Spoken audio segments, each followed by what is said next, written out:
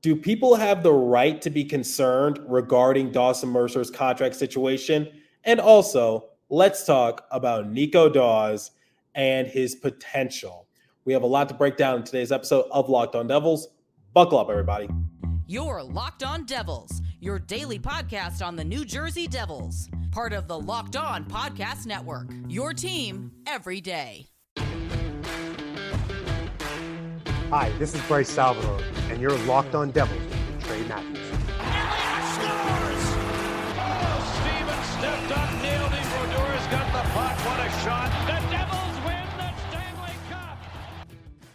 Alrighty now, what is up, New Jersey? Welcome back to the Locked On Devils podcast here on the Locked On Network. I'm your host, college hockey play announcer, Devils Wire of Pucks and Pitchforks, and also part-time credential media member, Trey Matthews. My apologies for speaking in a lower tone, and if my voice sounds scratchy, I am recovering from a minor cold, and I have a sore throat as a result, but the show must go on, so let's march forward.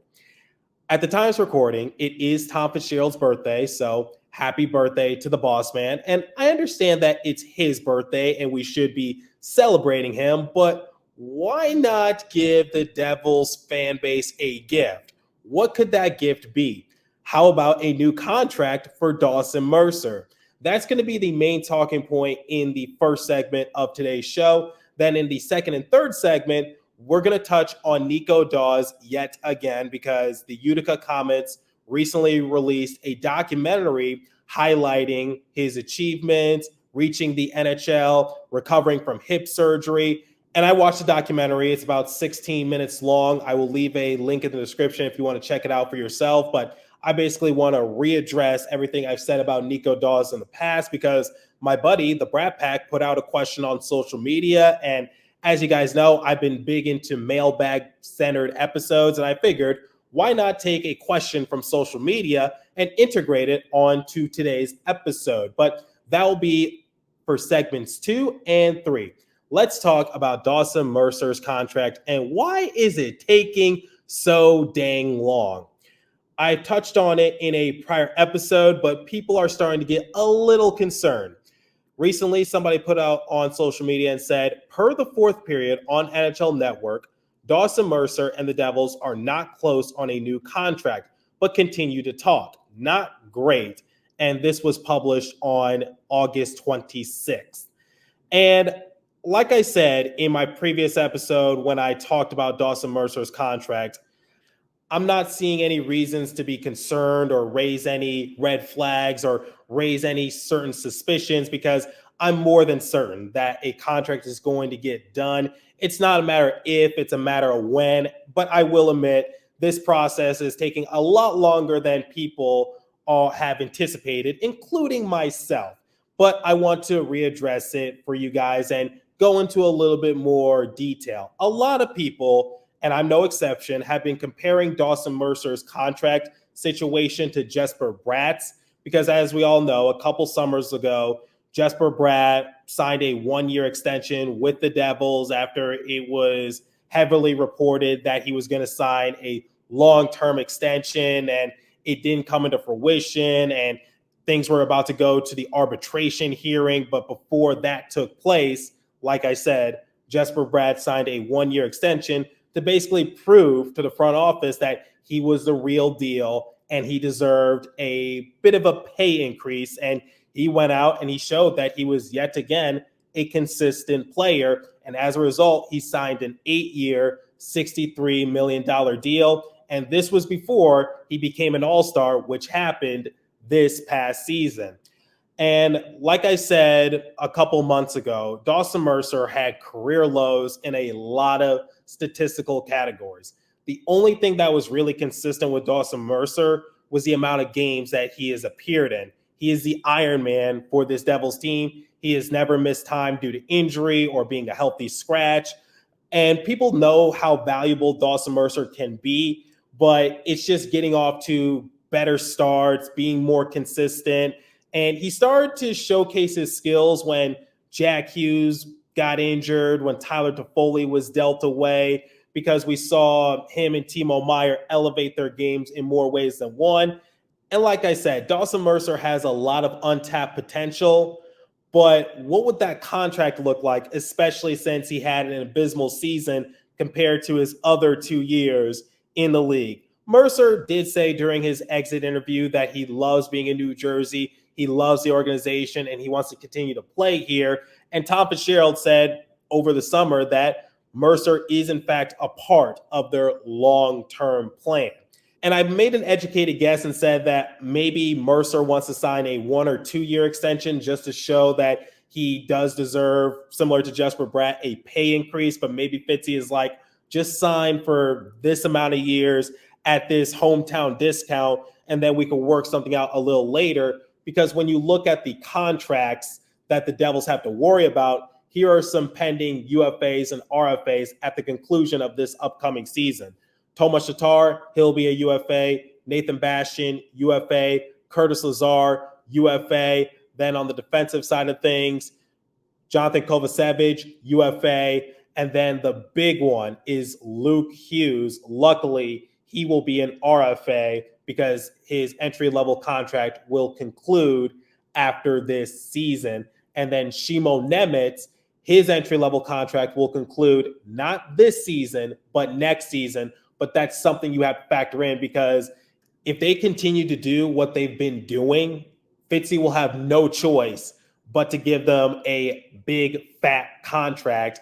And that's something you have to factor in, which is, what does the future look like? While the narrative might be similar to Jesper Bratt's situation, Dawson Mercer doesn't hold any arbitration rights, and he's a restricted free agent. Like I said a few minutes ago, it's not a matter if, it's a matter of when will a deal finally come into fruition.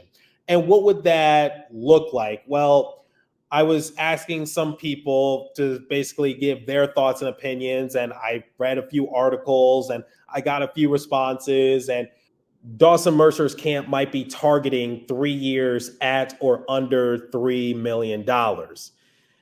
I can't confirm or deny if that's true, but like I said, I've been asking as many people as I potentially can to see if I could get some more information on the matter, because while I'm not worried that Dawson Mercer is not going to return to New Jersey, like I said, restricted free agent, doesn't have any arbitration rights. It's not a matter if, it's a matter of when. It's still taking a lot longer than I anticipated.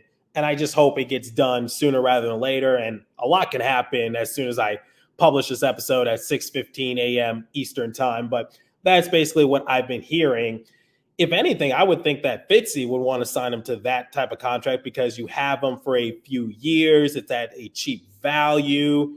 And like I said, it gives you some time to work things out, because similar to what I just said, you got to worry about Luke Hughes, Shimo Nemitz, and a few other key assets that might become restricted or unrestricted free agents sooner rather than later. And something else you need to factor in is, if the Devils are contenders, they might become buyers at the deadline. Who would be available and who would the Devils sacrifice to get that said player? No, not Brady Tkachuk, but you get what I'm trying to get at, which is there's a lot of moving parts to this, and Fitzy has to think of everything as an investment. So like I said, not concerned, got some information on the matter, and not a matter if, it's a matter of when. So don't worry about Dawson Mercer and his contract situation. A deal will get worked out. I'm more than confident. My level of concern is close to zero, if any. All right, we're going to transition over to Nico Daws momentarily. But before we continue, let me tell you guys about FanDuel.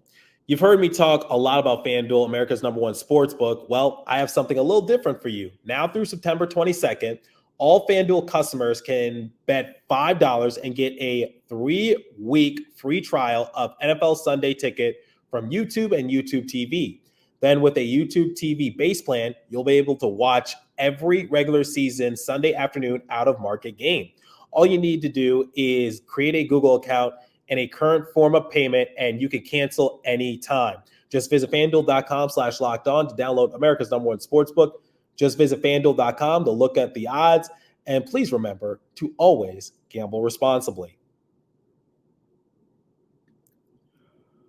Okay, let's talk about Nico Daws yet again because my buddy, the Brat Pack, put out on social media and said, Devils fans, what do we think Nico Daws' career looks like from here on out?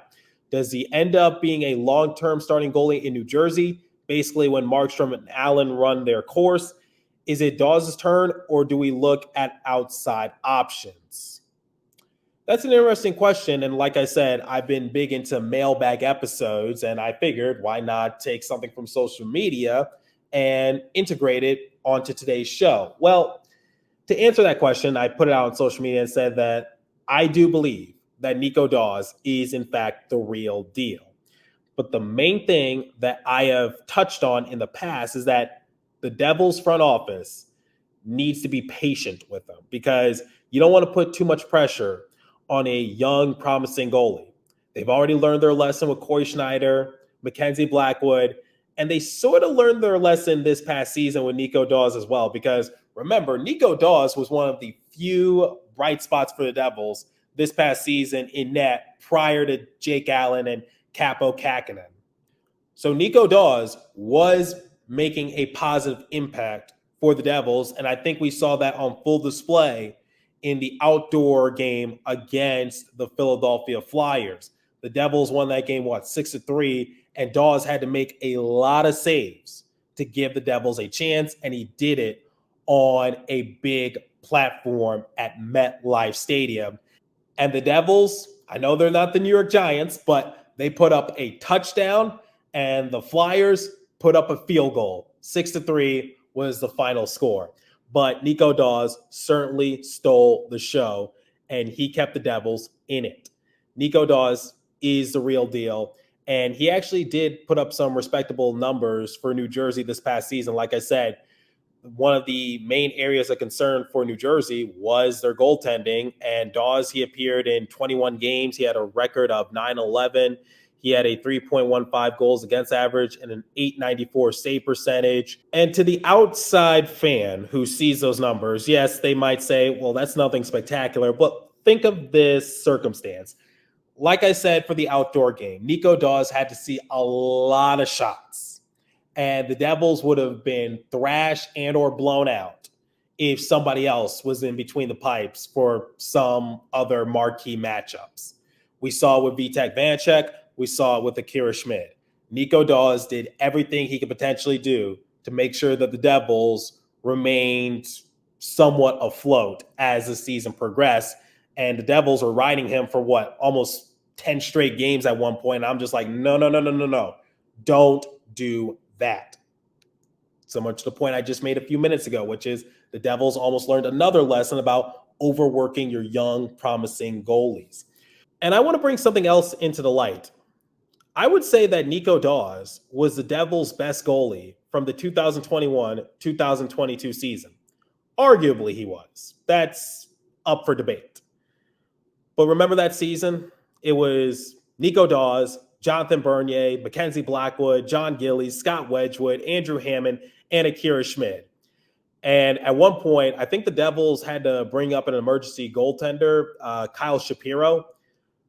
So that's 8 goalies that the Devils had to turn to at one point. Just for reference, Kyle Shapiro did not appear in a game for New Jersey. However, he was the backup at one point because the Devils were dealing with a few injuries here and there, and their goalies could never stay healthy, but that's beside the point. Looking at what Nico Daws did that season for New Jersey, he appeared in 25 games. He had a win-loss record of 10-11-1. He had a goals against average of 3.11 and a save percentage of 893. And a lot of people, once again, might say that's not impressive. Well, the Devils goaltenders that season, they were anything but impressive. Like I said, a lot of them were dealing with injury, and Nico Daws was a surprising fix for New Jersey, I would say. So yes, you're absolutely right. Nothing eye-popping about that season, but just think of the circumstance and think of the narrative. I would say Nico Daws was the Devils' best goalie that season. And the reason why we didn't see him much during the 2022-2023 season was because he was injured. he was dealing with a hip problem, and he had to get surgery for it. And he wasn't ready to play until December 2023 was when he made his full recovery. I remember having a friendly debate with someone at the Prudential Center. We were waiting by the locker room to do our post-game press coverage. And this was around the time Akira Schmid was sent down, and it was announced that Nico Daws would be brought back up from Utica. And someone was like, well, Akira did this during the playoffs, and maybe that might degrade his confidence or something like that. And I said, look, that might be true, but don't count out the fact that Nico Daws was arguably the Devils' best goalie from the 2021-2022 season. Just some food for thought. Once again, friendly debate, and I just said, don't count out Nico Daws. I know a lot of people have forgotten about him, but he's actually really good. So yes, Nico Daws is the future for New Jersey, but always keep your options open, especially when it comes to goaltending. If there's another option out there for New Jersey, then jump on it. But for right now, for what the Devils have, I'm excited to see where Nico Daws can go. And before we talk more about the documentary and I share you guys some of my main takeaways, let me tell you guys about eBay Motors. Passion, drive, and patience. The formula for winning championships is also what keeps your ride or die alive. eBay Motors is everything you need to maintain your vehicle and level up to peak performance. Superchargers, roof racks, exhaust kits, LED headlights, and more. Whether you're into speed, power, or style, eBay Motors has got you covered. With over 122 million parts for your number one ride or die, you'll always find exactly what you're looking for. And with eBay Guaranteed Fit, your part is guaranteed to fit your ride every time or your money back. Because with eBay Motors, you're burning rubber, not cash. With all the parts you need at the price you want, it's easy to make your car the MVP and bring home huge wins. Keep your ride or die alive at ebaymotors.com. Eligible items only. Exclusions apply. eBay Guaranteed Fit, only available to U.S. customers. Okay, why did I want to talk about Nico Daws in today's episode? Well, similar to what I said in segment 1, the Utica Comets released a documentary centering around Nico Daws' life and what it took for him to reach the NHL, because it was a bit of a struggle. And I won't give off any spoilers, but let me just share you some facts. He was born in Germany. His mother's German. His father's Canadian. And 2 seasons leading up to the 2019 NHL draft, he was the backup goalie in the OHL. And 2020, as we all know, the pandemic hit. That didn't make things easy on him. And he was selected 84th overall in the 3rd round in the 2020 draft by the Devils. And we all know he had to work his way up the rankings, and that could be somewhat difficult when you're a goalie. My main takeaway from the documentary is, how could you not be romantic about sports? Because I love a good underdog story. And Nico Daws talked about the time he was humbled in the NHL, how he was pulled after one period and then he was sent back down to Utica, how he had to get hip surgery because he was feeling a little tight in an area and he had to get it fixed. And like I said, he wasn't ready to go until December 2023. And he made a huge impact for the Devils in net. He was what they were relying on. I highly recommend the documentary. Like I said, it's 16 minutes long. And this is a guy that I'm rooting for, genuinely, because I think his future is bright. But it really just comes down to the Devils being patient with them and just let Jacob Markstrom and Jake Allen do their thing for right now. And Nico Daws will get his time to really make a name for himself at the NHL level. I'm really rooting for him. That documentary, I highly recommend it.